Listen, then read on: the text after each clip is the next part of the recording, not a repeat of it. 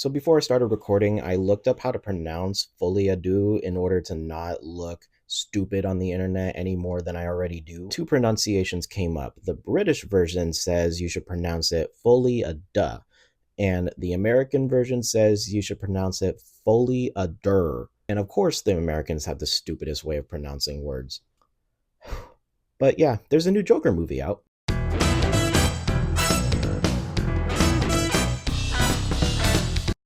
Welcome to the channel, you clowns. I went to the IMAX fan screenings of the new Todd Phillips movie, Joker Folie à Deux, his follow-up to the equally acclaimed and divisive 2019 film. Following the events of the first Joker movie, Arthur Fleck is housed at Arkham Asylum and is awaiting trial. One day at a musical therapy session, he meets Lee Quinzel, or Harley Quinn, and the two begin a whirlwind love affair. Oh yeah, and this is a musical. So I need to talk about the first Joker really quick. I watched it for the first time 2 weeks ago in preparation to watch Folie à Deux, and it is equally as uncomfortable as it is entertaining. I gave it 3.5 out of 5 stars on Letterboxd. I like it. I don't love it.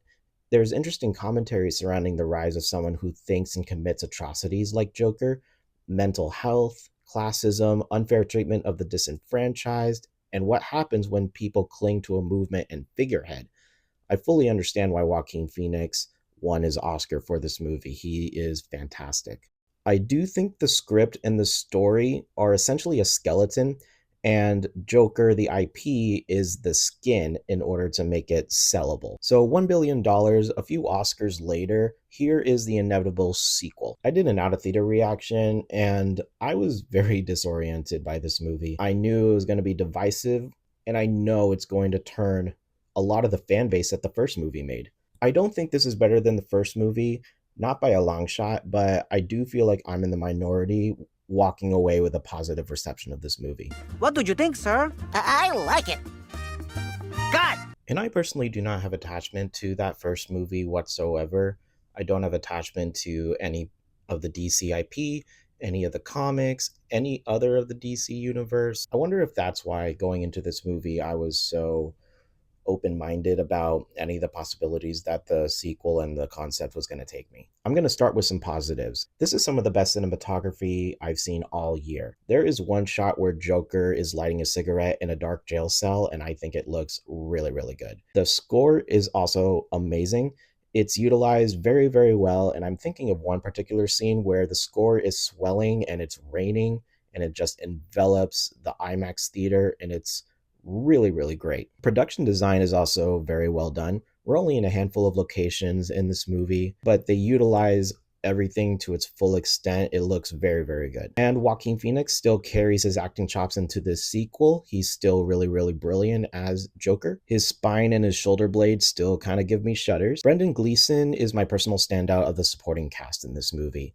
They didn't let him sing enough as the guard that brings Arthur to the musical therapy classes. Let's talk about the elephant in the room, the music. This is bold swing number one in this movie. In the first Joker, Arthur dances a lot. He listens to the Murray theme, and that's live, and he's watching a musical when he accidentally shoots Randall's gun for the first time. So it doesn't necessarily fully translate into why this is a full-blown sing and dance musical and maybe not just extended dance sequences.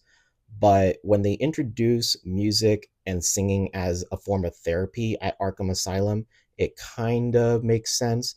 But by the middle of the movie, I kind of forgot about this critique and I was just fully on board. I'll state something very obvious.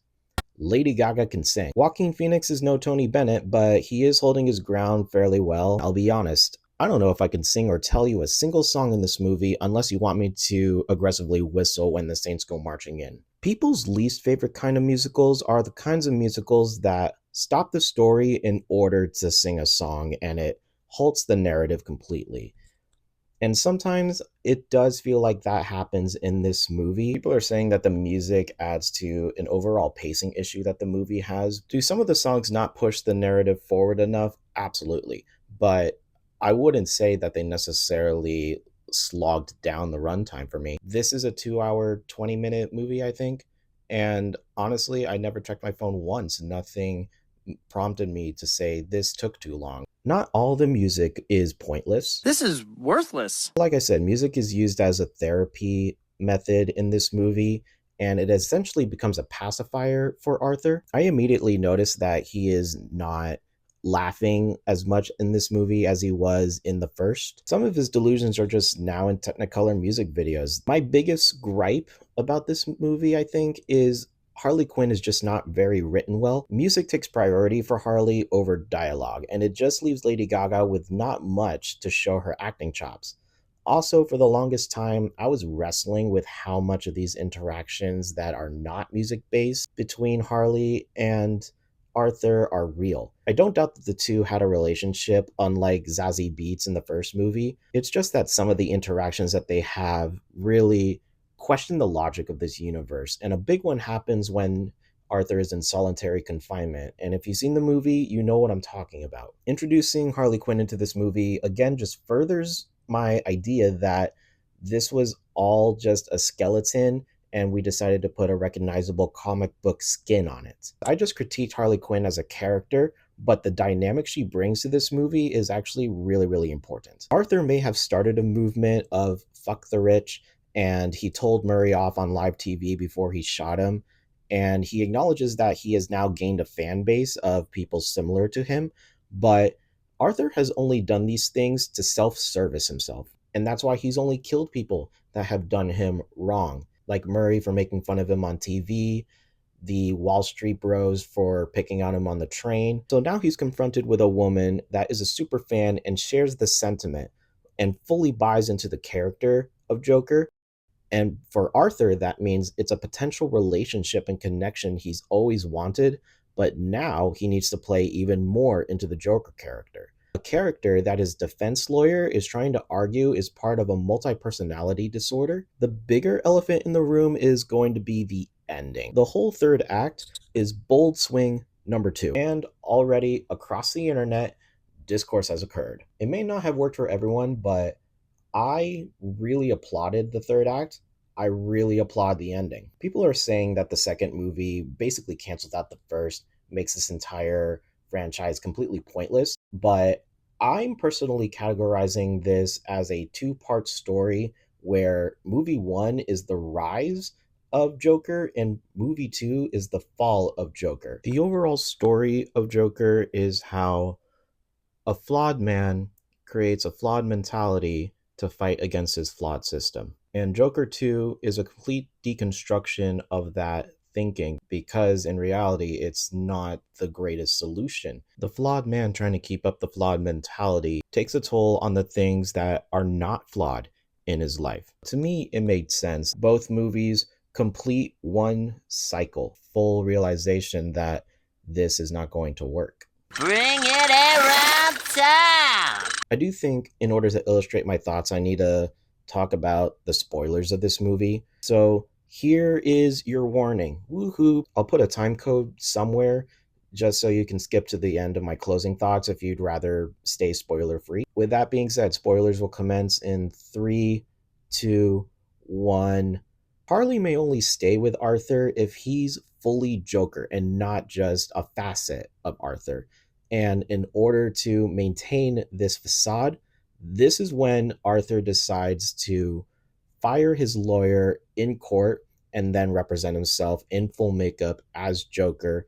He goes full Atticus Finch, or maybe to a lesser extent, John Goodman from the B movie. And then from here is where it goes too far. Remember how I said Arthur is only interested in hurting people that have wronged him? When Puddles is put on the witness stand and he has to confront Arthur again, he's clearly shaken. Puddles breaks down when he's asked, "Do you recognize this man in front of you?" And Puddles says something along to the effect of, "I do not recognize this guy. He was always the nicest person to me. He was the only one that never made fun of me for my height. You've essentially changed my life and you've ruined it to a way that you do not understand." This gave Joker some pause, and that's when he decides to stop cross-examining Puddles on the stand and let him go. There's a bit of that recognition that he has hurt someone that doesn't deserve it, someone that is similar to him. In that same day, he goes back to Arkham Asylum, and the guards are waiting to beat him up because he said some unsavory things in court. And while Arthur is being beaten up and thrown to the ground, one inmate that we've seen throughout the entire movie speaks up in defense of Arthur, and he's taunting the guards by singing When the Saints Go Marching In. This is when Brendan Gleeson open that inmate's cell door and strangle him, maybe kill him. I don't know if that was completely clear. And as this inmate is being choked out, we are shown Arthur on the floor in his cell, just hearing the choking sounds. And Arthur again takes pause and recognizes he has again hurt someone that did not deserve it. And at this point, the entire Arkham Asylum has sided with Joker. There is another scene where all the inmates are singing When the Saints Go Marching In, and the guards have to beat all the inmates up one by one. All of this culminates to when Arthur confesses in court that the Joker persona is a complete lie, it's a total facade. But in doing so, he hurts the only person that he did not want to hurt because he truly cares about her, and that's Harley. She stands up and she leaves the court. But then the biggest straw is when the car bomb goes off and it destroys the courthouse. And that's when the entire room full of innocent people get hurt. Joker stumbles away. He sees the damage that his persona has done. The car bomb scene is also where you see Harvey Dent on the floor and half his face is removed. And then the audience is supposed to go like, ooh, look at that. And it ultimately amounts to nothing. But then he gets kidnapped by two copycat clowns. He escapes them, and the scene where he's running away in traffic as two Jokers are chasing him down is so telling, but it's with what little hope he has left that he decides to profess his love to Harley on the stairs. Arthur sings to her on the stairs, the love language they learn to communicate with, and ultimately he is ignored. She walks away saying, "We only had the fantasy." He goes back to Arkham Asylum and he's lost all the music. Then a guard says, "Arthur, you have a visitor." And you see the glimmer of hope in his eyes that maybe Harley has come back. But one inmate does follow Arthur to tell him a joke. And instead of a joke, he gets shanked. And we end the movie with Arthur on the ground, bleeding out. And the guy that has just killed him is carving the scars into his face in the background. So it's all cyclical. I think it's a very interesting examination of a flawed mentality counteracted in a flawed system. And I know it wasn't a fully planned out examination, and that's abundantly clear. I genuinely think Todd Phillips sought out to complete the story as naturally as possible. Here's the thing, right? Todd Phillips and Joaquin Phoenix didn't want to do a Joker 2. And moving forward from Joker 2, they do not want to continue this universe whatsoever. And this movie makes that abundantly clear. The studios presented them with triple the amount it took to finance the first movie, and that's when they took the opportunity. I think presented with that amount of money to further invest in your art, I don't think it's necessarily a troll. And I don't think he intentionally wanted to troll the audience, as some people are saying. And I could be hella wrong. I could be very wrong about everything I just said. The beauty about art is its subjectivity and what you gain out of it as an individual. So overall, in the wake of a rated R movie raking in billions of dollars based off a pre-existing IP, I think Todd Phillips has done a lot to deliver the sequel the studios asked for. I think this movie is actually a really good follow-up to the original Joker. And the flaws are apparent, but it's pretty much because no one was expecting to do a second movie. The discourse is only going to grow for this movie on both sides, and I don't blame anyone for coming out with the opinions that they do. I land positive, and I doubt I'm going to change anyone's mind with this video, but if you just understand where I'm coming from, maybe you'll open your mind a little bit to this movie. I give Joker Folie 3.5 out of 5 stars. My 3.5 is a lot closer to a 3 than it is a 4, if that gives you any pause. If I rewatch this movie again, maybe it drops. But overall, I can't say that I did not enjoy my time with this movie. Thank you for watching. My name is Kyle, and I'm still learning to fall in love with cinema. If you'd like to join me on that journey with more reviews, rankings, and deep dives, hit subscribe and hit the bell, and follow me on Letterboxd. I'd love to hear your thoughts on Joker Folie in the comments below, whether you liked it, whether you hated it, whether I moved the needle for you. Don't forget to like the video, and until next time, that's a wrap.